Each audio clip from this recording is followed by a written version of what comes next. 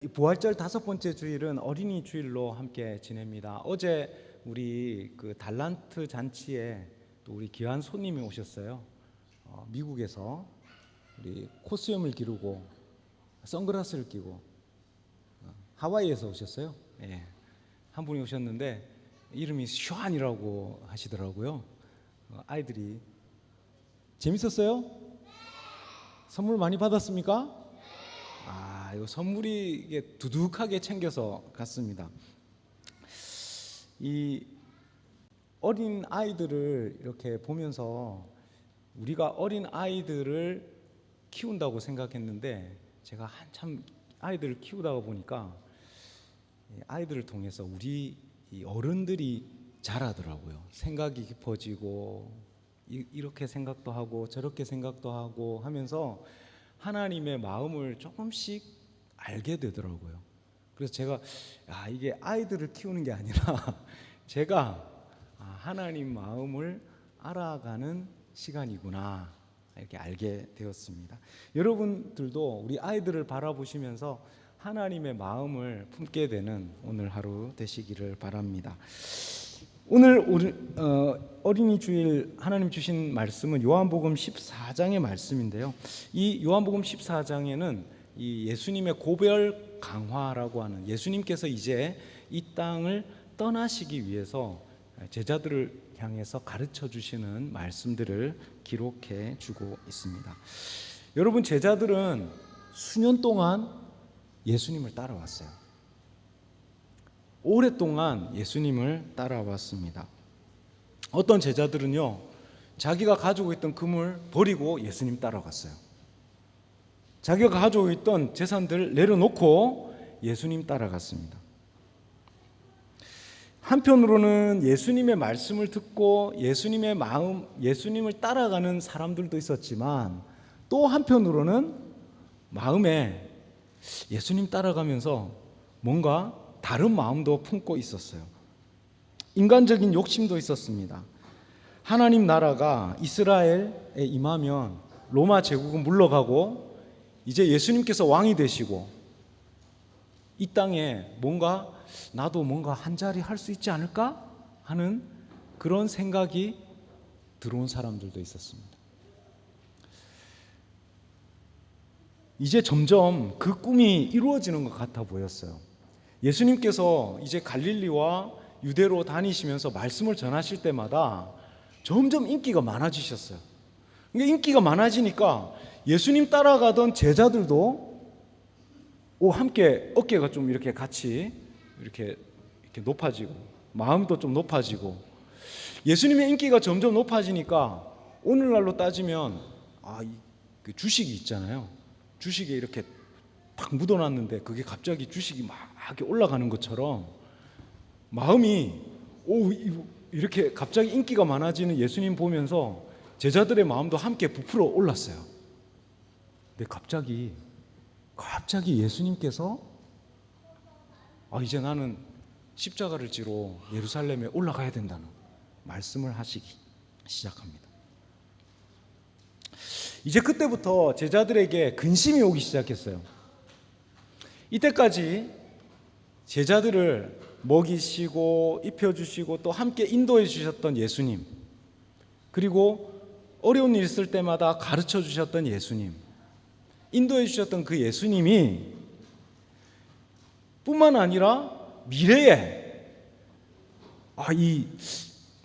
잘하면 내가 예루살렘에서 한 자리 할 수도 있겠구나 생각했던 그 예수님이 졸지에 십자가를 지신다는 이야기, 죽으신다는 이야기, 이런 이야기 듣고 나니까 제자들 마음에 근심이 오기 시작했습니다. 이 예수님의 말씀이 자신들이 생각했던 예수님과는 전혀 다른 방향으로 흘러가고 있었던 거죠. 우리 영성신학에는 분심이라는 단어가 있습니다. 분심이라는 것을 가르칩니다. 분심이 뭐냐?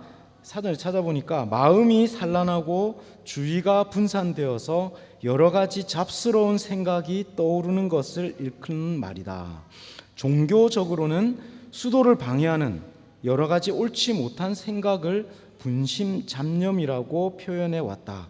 이 옛말은 오늘날의 주의 산만, 주의력이 산만에 해당하는 개념이다. 이렇게 적었습니다. 이게 복잡한 이야기 제가 단순하게 짧게 말씀드리면, 우리가 기도할 때 자꾸 주님께 집중하는 것을 방해하는 그런 분산되는 마음이 분심이에요. 근데 제가 신학교에서 그 영성신학 교수님이 가르쳐 주시더라고요. 저는 이 분심은 자꾸 이렇게 기도하면서 분심이 들면 그걸 자꾸 깨트리려고, 그 분심을 자꾸 깨트리려고 자꾸 기도를 했는데, 그 영성신학 교수님이 이렇게 가르쳐 주시더라고요. 처음에 기도하다가 분심이 찾아오면 거절하고 그것을 거절하는 기도에 집중해봐라. 그런데 자꾸 분심이 찾아오면 그 분심이 무엇인가를 대해서, 이 분심이 도대체 무엇인지에 대해서 잘 기도해보라는 거예요. 그러니까 분심이 우리가 거절하고 깨트려야 될 마음인 것과 동시에 이 분심은 하나님께로 인도하는 기도의 제목이 된다는 거예요. 분심이 단지 분심이 아니라 내가 붙들고 기도해야 할 기도 제목이 될 수도 있다. 오늘 제자들에게 이 근심이 찾아왔습니다. 이 근심이 찾아온 것은 예수님의 마음과 제자들의 마음이 너무 멀어졌어요. 예수님은 지금 예루살렘으로 올라가면서 십자가를 지려고 하는데, 제자들의 마음은 세상에 있는 거예요. 그러니까 점점 예수님의 마음과 제자들의 마음이 점점 멀어지니까 어떻게 됩니까? 제자들의 마음에 근심이 찾아오는 거죠. 평안이 사라지기 시작하는 거예요. 제자들의 마음은 세상의 욕심에 치우쳐 있었습니다. 예수님의 마음은 세상을 구원하고 생명을 가져올 십자가에 맞춰져 있었습니다. 사실 예수님은 지금 오늘 본문 말씀을 통해서 제자들을 책망하고 계십니다. 3년 넘게 나를 따라오면서도 아직도 세상에 마음을 두고 있는 제자들을 향해서 근심하지 말고 나를 믿으라. 하나님을 믿고 나를 믿으라. 이렇게 말씀하십니다. 이것이 너희에게 복이 될 것이다. 여러분, 하나님의 뜻대로 하는 근심은요, 하나님의 뜻대로 하는 근심은 우리의 구원을 이루게 하는 회개로 나아가게 한다고 말씀하십니다. 이 근심은, 하나님 뜻대로 하는 근심은요, 하나님의 뜻이 무엇인가, 우리를 향하신 하나님의 뜻이 도대체 무엇인가 고민하고 근심하는 거예요. 그런데 여러분, 오늘 나오는 근심은, 제자들의 근심은요, 예수님의 마음에 초점을 맞추지 못하고 하나님의 뜻에 그 마음을 함께 가져가지 못하고 인간적인 욕심으로 분심 가운데에서 근심하고 있습니다. 그 제자들을 향해서 오늘 예수님께서는 그 제자들을 믿음으로 초대하고 계십니다. 하나님을 믿으니 또 나를 믿으라. 그 근심 가운데 있는 제자들을 향해서 오히려 믿음의 길로 인도하고 계십니다. 오늘 말씀을 통해서 하나님을 믿는 참된 믿음 가운데로 나아가시는 저와 여러분이 되실 수 있기를 축복합니다. 우리 주보 요약 한번 보겠습니다. 주보 요약 1번 우리 함께 읽겠습니다. 우리 아동부도 함께 찾아보세요. 1번 우리 함께 읽겠습니다. 시작. 떠나심으로 영원히 거할 곳을 준비해 주십니다. 예. 주님이 제자들을 떠나시는 것은 이제 예수님께서 특별히 준비해 주실 것이 있다. 준비해 주시는 길입니다. 2절과 3절의 말씀 우리 함께 읽겠습니다. 한 목소리로 읽겠습니다. 시작.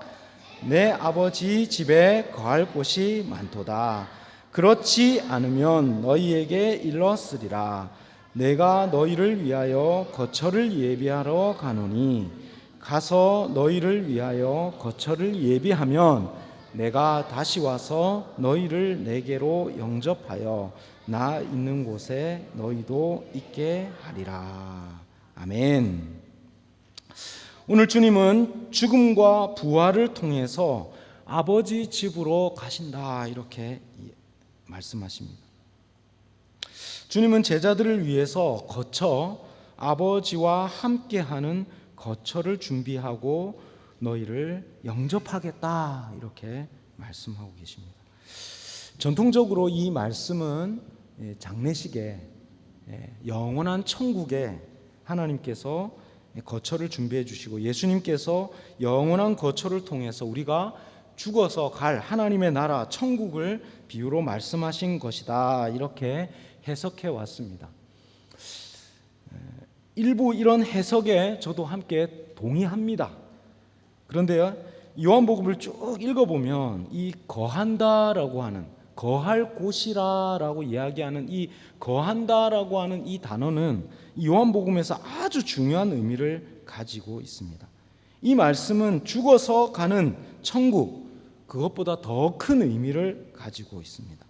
하나님과 제자들이 예수님 안에서 하나 되어서, 하나님 안에서 하나 되어서 하나님 거하시는 곳으로 인도하시고 하나님 임재, 하나님의 사귐 안으로 인도하신다는 말씀으로 우리는 이해해야 합니다.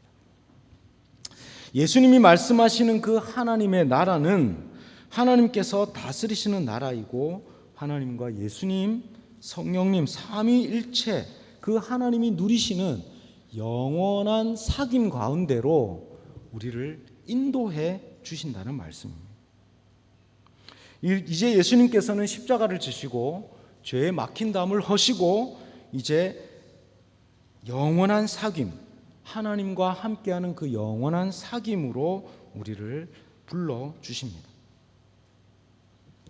사랑하는 성도 여러분, 우리는 영원한 아버지의 집으로 가는 길을 예수님을 통해서 이제는 발견했습니다. 누군지 예수님을 믿는 사람은 이제 하나님과 함께하는 그 사귐의 자리로 우리를 인도하신다는 사실을 우리는 기억해야 합니다. 그래서 예수님께서 있는 그 자리, 나 있는 곳에 너희도 있게 하리라 이렇게 말씀하십니다. 나 있는 곳이 어디입니까? 하나님과 함께하는 그 자리예요. 하나님과 예수님이 가지셨던 영원한 그 사귐의 자리로 하나님께서는 인도하신다는 말씀이에요. 우리가 살아서 그 사귐을 누립니다.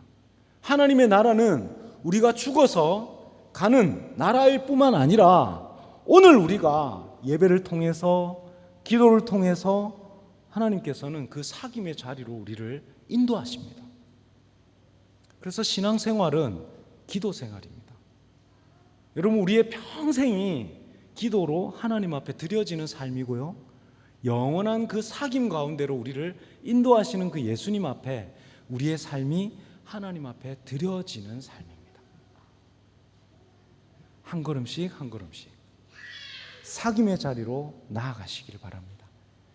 아버지의 집은 바로 사귐의 자리입니다. 우리가 기도하면서 그 사귐의 자리 가운데에 한 걸음씩 더 나아가는 것입니다. 주님께서는 이 온전한 사귐, 온전한 예배의 그 사귐의 자리로 우리를 불러주십니다. 다시 한번 기도의 자리로, 그 사귐의 자리로 나아가시는 저와 여러분이 되실 수 있기를 축복합니다. 두 번째, 우리 2번 우리 함께 읽겠습니다. 시작. 떠나심으로 하나님을 아는 믿음을 주십니다. 나 있는 곳에 너희도 있게 하리라 말씀하시는 주님의 말씀에 빌립이 대뜸 주께서 어디로 가시는지 내가 알지 못하는데 어떻게 그 길을 알 수 있습니까? 이렇게 질문합니다. 그 질문에 예수님께서 대답해 주십니다. 6절과 7절 말씀 우리 함께 읽겠습니다. 시작. 예수께서 이르시되 내가 곧 길이요 진리요 생명이니 나로 말미암지 않고는 아버지께로 올 자가 없느니라. 너희가 나를 알았더라면 내 아버지도 알았으리로다. 이제부터는 너희가 나를 알았고 또 보았느니라. 아멘. 예수님께서 떠나심으로 말미암아서 얻는 첫 번째 유익은 하나님과 온전한 사귐 가운데로 우리를 인도하시는 것이고요. 두 번째로 이제 예수님께서 떠나심으로 말미암아 제자들에게 주시는 큰 유익, 두 번째는 바로 하나님을 아는 믿음을 주신다는 것입니다. 예수님 말씀하십니다. 내가 곧 길이다, 진리다, 생명이다. 아버지 집으로 가는 길은 바로 예수 그리스도 한 분, 그분을 통해서 바로 아버지께로 나아갈 수 있다, 이렇게 말씀하십니다. 이 두 번째, 예수님께서 제자들을 떠나심으로 주시는 유익은 바로 하나님에 대한 완전한 계시의 완성이 이루어진다는 것입니다. 하나님을 온전하게 아는 지식, 십자가를 지시고 죽으시고 부활하신 예수님을 통해서 하나님의 사랑 확증하시고 하나님이 어떠한 분이신지를 확실하게 보여주신다는 것입니다. 하나님이 어떠한 분이신지 이때까지 예수님께서는 공생애를 통해서 보여주셨고, 이제 또 십자가를 지심으로 그 하나님의 사랑이 무엇인지를, 하나님이 어떠한 분이신지를 알게 하신다는 거예요. 우리의 모든 삶은 바로 하나님을 알아가는 삶입니다. 여러분, 하나님께서 왜 우리를 스리랑카로 보내셨을까요? 하나님께서 이 스리랑카 땅을 통해서 하나님 어떠한 분이신지를 알려주시기 위해서 우리를 스리랑카로 불러주셨어요. 저는 평생 동안 이 스리랑카 살면서 알기를 원합니다. 하나님 어떠한 분이신지, 정말로 하나님이 어떠한 사랑으로 우리를 불러주셨고 어떻게 인도하시는 분이신지를 저는 알기 원해요. 그 알기 원해서 하나님께서는 우리를 불러주셨습니다. 여러분, 우리 가정을 왜 불러주셨을까요? 우리를 왜 가정으로, 부부로, 하나님의 자녀로 왜 우리를 만나게 하셨을까요? 하나님을 알게 하시기 원하십니다. 아이들을 키우면서 하나님이 어떠한 분이신지 하나님의 마음을 배우라고 하나님 우리에게 자녀를 주셨습니다. 여러분, 왜 우리를 학교에 보내실까요? 왜 우리를 학교에 보내십니까? 왜 학업을 통해서 학문을 배우게 하실까요? 그것은 학문과 모든 진리, 세상에서 인정받는 모든 진리는 바로 하나님의 진리이기 때문입니다. 그래서 우리가 깨닫게 되는, 발견하게 되는 모든 진리는 그 가운데에 하나님의 진리가 담겨져 있습니다.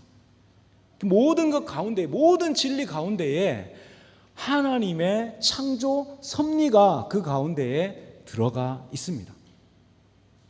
그래서 우리는 학업을 통해서, 학교에서 공부하는 모든 것들, 그 가운데에서 하나님이 어떠한 분이신지를 조금씩 더 알게 되는 것입니다.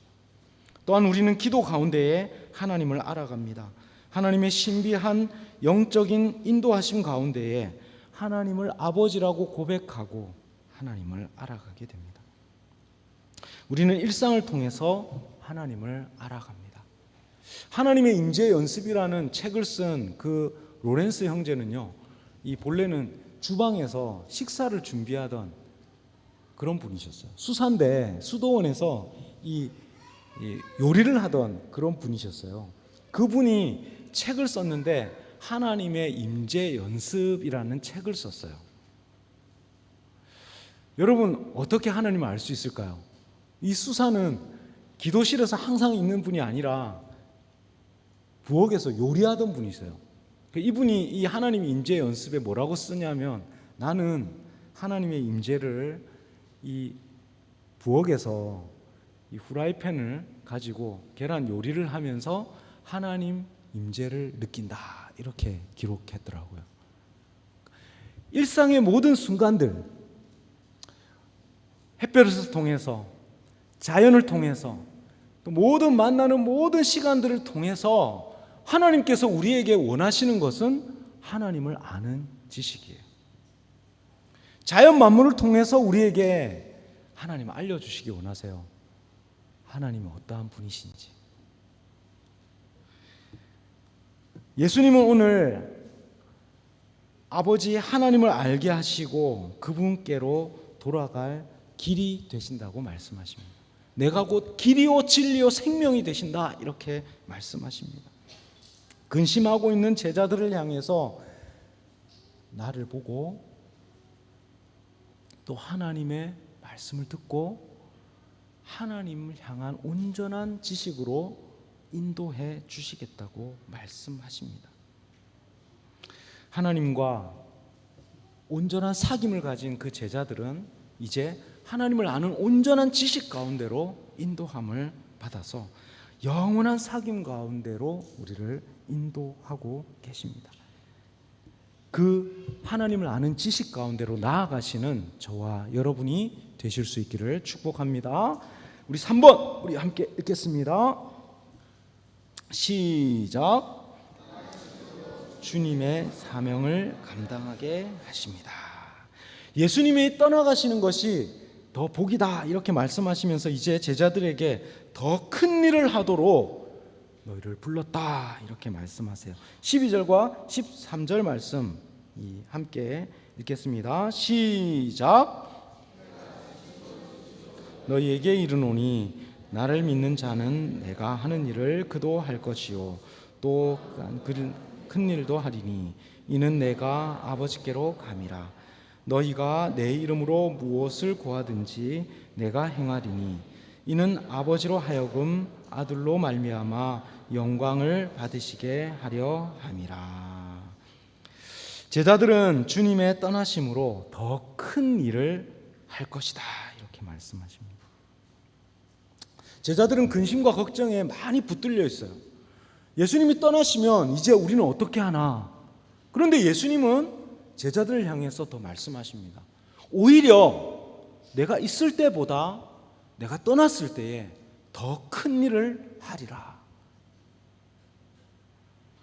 예수님이 떠나시고 죽으시고 부활하신 이후에 또한 교회를 세우시고 또한 온 세상에 천지에 복음이 전파되고 또 그 교회가 세워짐으로 말미암아 제자들이 예수님께서 하셨던 그 일보다 이제 만방에 복음을 전하고 그 제자들을 통해서 교회를 통해서 하나님께서 예수님께서 이 예루살렘에서 갈릴리에서 전하셨던 그 복음, 천국 복음이 천국에 전파될 것이라 말씀하십니다.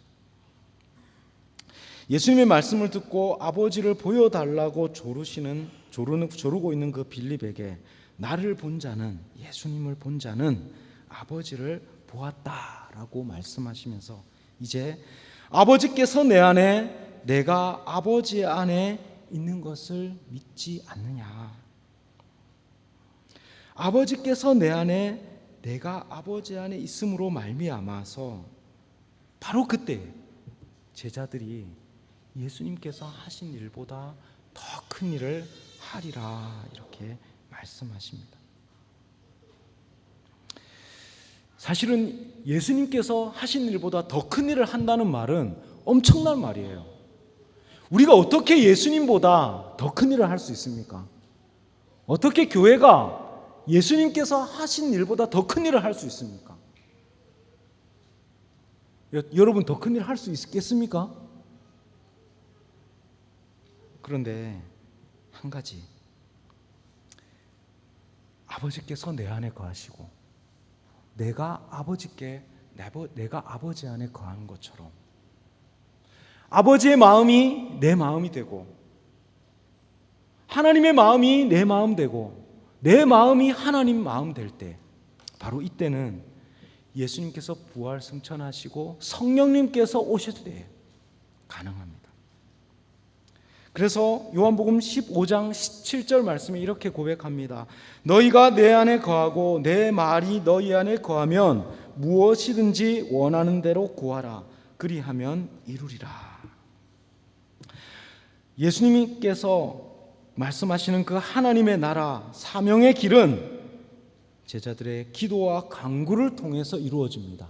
그런데 그 기도와 간구가 인간적인 욕심에 의해서 드려지는 기도와 간구가 아니라 하나님 마음, 예수님의 마음이 내 마음 되고 내 마음이 예수님 마음 되는 그 성령의 하나 되는 그때에 마음과 마음이 이어지고 이 보혜사 성령님이 오심으로 말미암아서 주님의 마음이 내 마음 되고 내 마음이 주님의 마음 되고 내 마음이 집사님 마음 되고 집사님 마음이 또 권사님 마음, 장로님 마음, 하나님 마음 다 연결되어서 교회가 한 마음이 될 때에 우리는 예수님께서 하신 일보다 더 큰 일을 하겠다는 것입니다. 우리의 가정에 정말로 성령님 필요합니다. 여러분 기도할 때마다 기도하십시오. 성령님 우리 가정에 오십시오. 우리 자녀들에게 또한 우리 교회에게 성령이 꼭 필요합니다. 왜요? 우리의 마음은 사실 하나 될 수가 없어요. 여러분 여기에 50명이 앉아 있으면 우리의 마음은 50개입니다.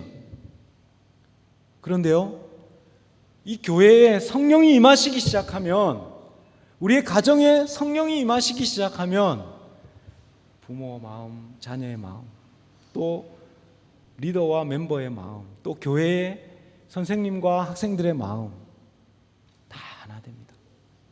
하나님의 십자가 복음 안에서 우리의 마음이 하나 되고 그 복음으로 말미암아서 예수님께서 하셨던 일보다 더 큰 일, 그 하나님 나라 복음의 사명을 감당하게 되는 것입니다. 그래서 우리가 기도할 때마다 주님 그 사명을 감당할 수 있도록 성령 하나님, 우리는 못합니다. 우리는 할 수 없습니다. 성령님 우리 교회 가운데에 임하여 주옵소서. 기도하시는 저와 여러분 되실 수 있기를 축복합니다. 주님은 떠나십니다.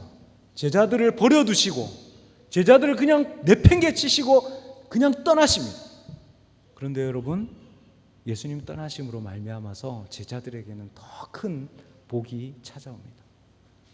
하나님과 영원한 사귐의 복이 찾아옵니다. 또한 하나님을 알아가는 참된 복을, 하나님을 아는 지식을 얻게 됩니다.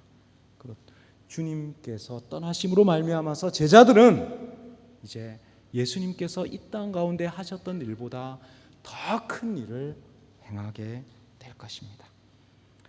주님의 떠나심으로 받는 그 복을 오늘 우리가 함께 누리는 저와 여러분이 되실 수 있기를 축복합니다. 우리 함께 기도하겠습니다. 사랑의 하나님 아버지, 우리는 인간적인 욕심으로 예수님께서 우리와 언제나 함께, 그냥 늘 함께 있으면 좋겠다라는 마음으로 인간적인 마음을 품게 되지만, 예수님께서는 함께 하셨던 그 제자들을 두시고 이제 십자가와 그 사명의 길을 걸어가셨습니다. 예수님의 떠나심으로 말미암아 우리에게 영원한 사귐을, 하나님과 누리는 그 영원한 사귐의 길로 나아가게 하시고, 또한 하나님을 아는 지식 가운데로 나아가게 하시며, 또한 하나님 안에, 성령 안에서 마음과 마음이 이어져서 주님 앞에 하나님 나라를 구하는 더 큰 일을 행하게 하시니 감사합니다. 하나님, 우리 교회에도 성령께서 임하시고 주님의 길을 따라가는 우리 교회가 되게 하시고 주님의 그 사명을 감당하는 몸된 교회가 되게 하여 주옵소서. 예수님의 이름으로 기도드립니다. 아멘.